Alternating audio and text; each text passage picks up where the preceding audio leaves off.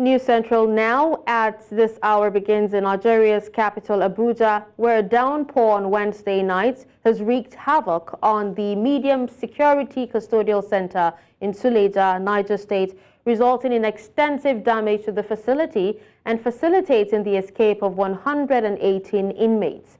Now, this was disclosed in a statement signed by the spokesperson, Federal Capital Territory Command of the Nigerian Correctional Service, Adamu Duza, on Thursday. Duza noted that the downpour caused severe damage to the custodial center's infrastructure, including a breach in the perimeter fence, which allowed the inmates to flee. In response, the NCOS swiftly activated its recapturing protocols, collaborating with other security agencies to recover 10 of the escaped inmates. Now, to discuss this, we're joined by principal partner, Benita Law Firm, and independent resource person on security and justice issues, Ogu Ogechi. Hello, Ogu. Thank you so much for joining me at this time. Madam, thank you. All right, it's a pleasure. Story. Yeah. Please turn your... It's a pleasure to have you, Ogu. Now, Ogu, can you tell us, beyond the perimeter fence damage, were there any other security vulnerabilities exposed during the rainstorm? Were there any malfunctions in security systems or staffing shortages due to the weather?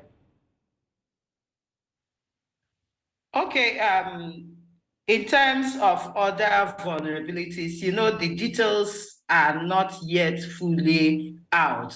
And in terms of staff, the staff must have been around. There are some staff that are always in the custodial center every 24/7. So in terms of that, the staff must have been there. Whatever vulnerabilities the inmates may have faced, they too may have faced. Then in terms of security, it depends on the technology. You know, it's a medium security correctional center. So I don't think they have so much of such complicated, you know, technology, technology-based security gadgets in the correctional center. So more or less, I think it's the infrastructure, the building that is much affected in terms of defense, as we can see from the pictures that are shared there, and we know the reason for this.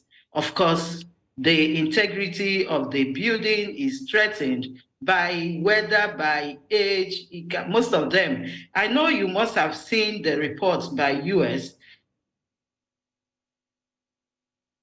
on custodial centers in Nigeria indicating that most, and this is a fact we all know, most of the custodial centers, some of them date back to over 80, 70 years during the colonial era.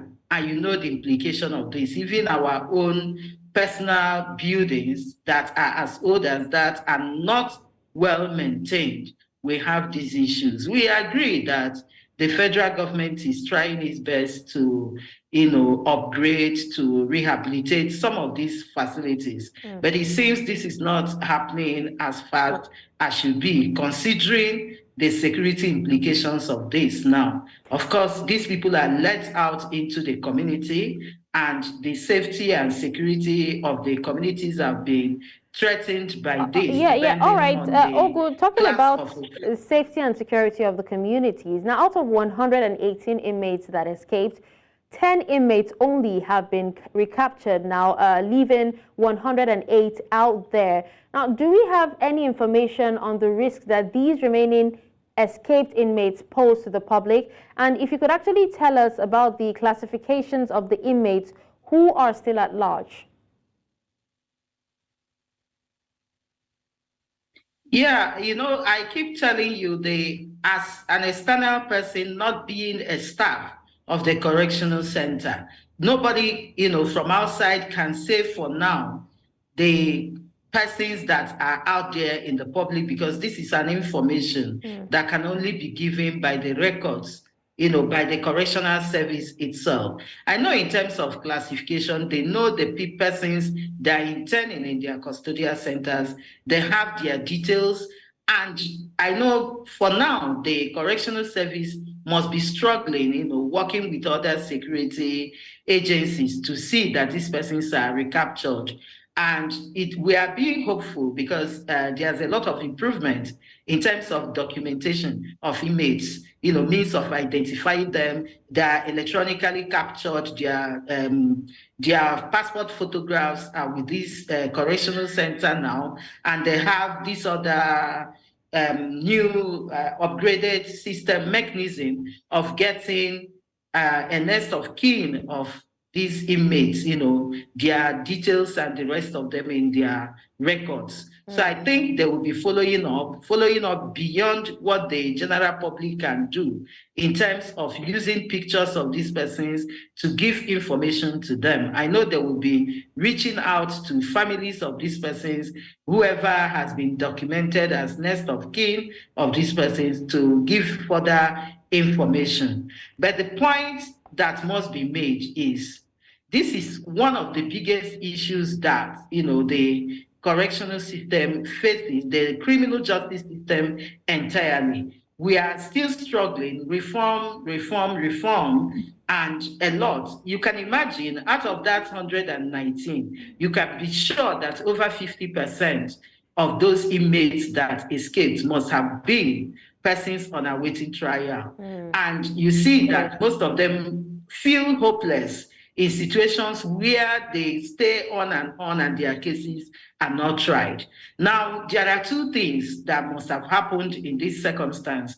First is that the fence was falling down, and the very first law of nature is law of self-preservation. So nobody can be sure that these inmates escaped because they really wanted to escape. But seeing the building, the fence falling, they know that if it should fall on them, that is death for them. And actually, the sanction that has been given to them is not death sentence. And even if they were given that ultimate sanction, which is for those that have been convicted, even if they're on death sentence, the medium of executing that sentence is not by fence or walls of building falling on them and they're dying. It's not known in our laws. So that speaks to the core issue of human rights. What is the condition of detention?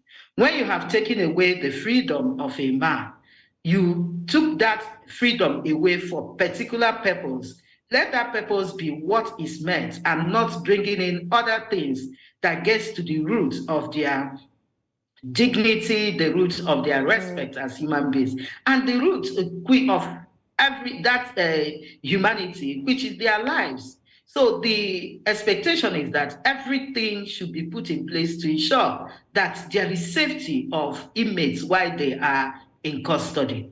This is quite critical. And in a situation like this, nobody has details as per the persons that maybe stayed behind. But you can be sure that if there are persons among the inmates that stayed behind, those may be the ones that are convicts, that have for certainty knowledge of when they will be leaving custodial center. When people are in custody and they don't have an idea of when they are going to leave or when their matters will be fully tried, you see that they are apprehensive. All right. Ogechi, so sorry to interrupt you. Yes, but time is not on our side, and we definitely hope that this issue of prison escape it has become one too many, and we definitely hope that the right authorities look into the vulnerability of our correctional facilities and work on it as soon as possible. Thank you so much for joining us at this time. Thank you.